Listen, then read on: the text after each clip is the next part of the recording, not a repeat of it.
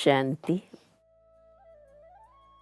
हमने ये कहावत तो सुनी है, मन ही देवता, मन ही ईश्वर, मन से बड़ा न कोई। तो मन जो है उसकी कई प्रकार की शक्ति है। ये मन वैसे बहुत निर्मल है और बहुत शक्तिशाली है, लेकिन जब आत्मा शरीर में आई और आत्मा ने मन को काम दे दिया कि अब इस शरीर के साथ रह करके तेरे को सब कुछ करना है, तो मन शरीर के संग में आ गया। अब मन जब तक शरीर समझेगा अपने को, तब तक मन कभी मौन हो ही नहीं सकता है, क्योंकि स्वयं को शरीर समझने से बहुत सारी अपेक्षाएं होती हैं, आकांक्षाएं होती हैं, उपेक्षाएं होती हैं, जिसके कारण मन शांत रह नहीं सकता है। और शांत नहीं रह सकता है तो मौन का तो प्रश्न उठ नहीं सकता है। लेकिन मौन मन का ही वास्तविक स्वरूप है। तो जो मन की असली स्थिति है, उस स्थिति को पहुंचने के लिए हमें करना क्या चाहिए?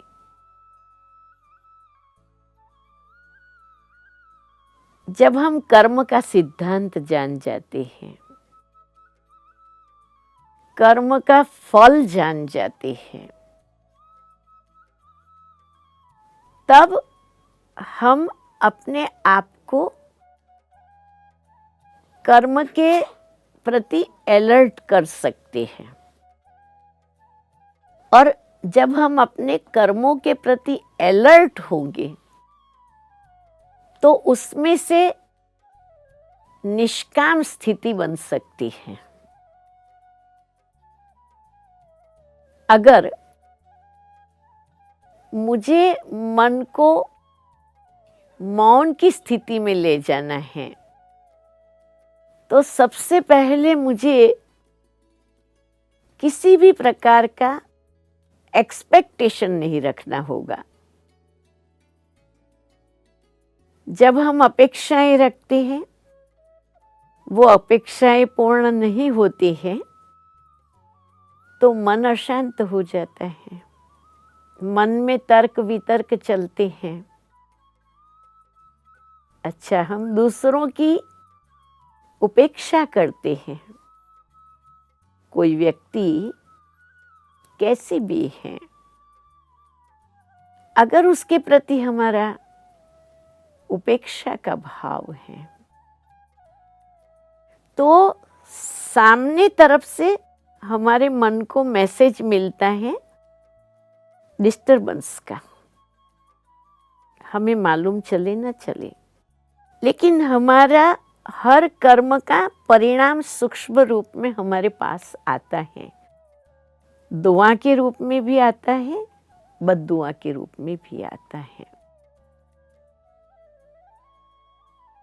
अगर मन मान अपमान से मुक्त हो सके,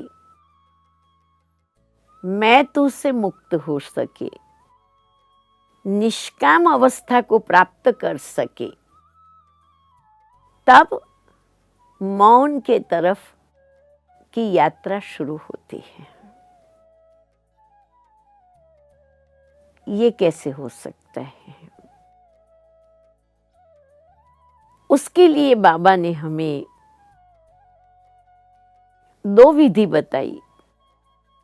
एक तो इच्छा मात्रम अविद्या, जब मन इच्छाओं से मुक्त हो जाएगा तब अपने आप मौन हो जाएगा। और दूसरा बाबा ने कहा, जीते जी मर जाओ। अर्थात हम शरीर में हैं, संसार में हैं, परंतु हम शरीर और संसार से मरे हुए हैं। हमें बाबा याद है, हमें घर याद है, हमें अपनी मंजिल याद है। तो मन अपनी मंजिल के ओर चला गया तो अपने आप शांत हो जाएगा। शांत करने से कभी नहीं होगा। अगर मैं सोचूं मुझे सोचना नहीं है तो ये भी तो सोचना हो गया। तो स्वतः मन मौन की ओर चला जाए, ये सच्चा मौन है और ये संभव है, क्योंकि आत्मा स्वयं बीज रूप है। और आत्मा जब परमधाम में है तब संपूर्ण शांत है। और वो परमधाम वाली स्थिति ही आत्मा की आदि, अनादि, अविनाशी, पावन स्थिति है। अब मुझे मालूम है कि मैं आत्मा हूं, तो मुझे ये भी मालूम है कि मैं शांत स्वरूप हूं, तो मुझे ये भी मालूम है कि मैं पवित्र स्वरूप हूं। अब उस बात को मुझे एक्सेप्ट करना है। मुझे संपूर्ण रूप से ये स्वीकार्य हो कि हाँ, मैं आत्मा हूं और मैं वही आत्मा हूं। जब स्वयं के आत्म स्वरूप में स्वयं का संपूर्ण निश्चय हुआ तो मन अपने आप मौन की तरफ खींचा जाएगा। मौन करना नहीं पड़ेगा, मौन रखना नहीं पड़ेगा। स्वाभाविक रीति ही जब कारोबार नहीं है, कुछ भी नहीं है, मन अपने मौन में रहेगा। तो मन का मौन बहुत ऊंची स्थिति है और उसमें बहुत विधि पूर्वक की सिद्धियां समाई हुई हैं। मैं समझती हूँ हम सभी इस दिशा में अवश्य प्रयास करें और खुद के वो संपन्न स्वरूप को महसूस करें। ओम शांति।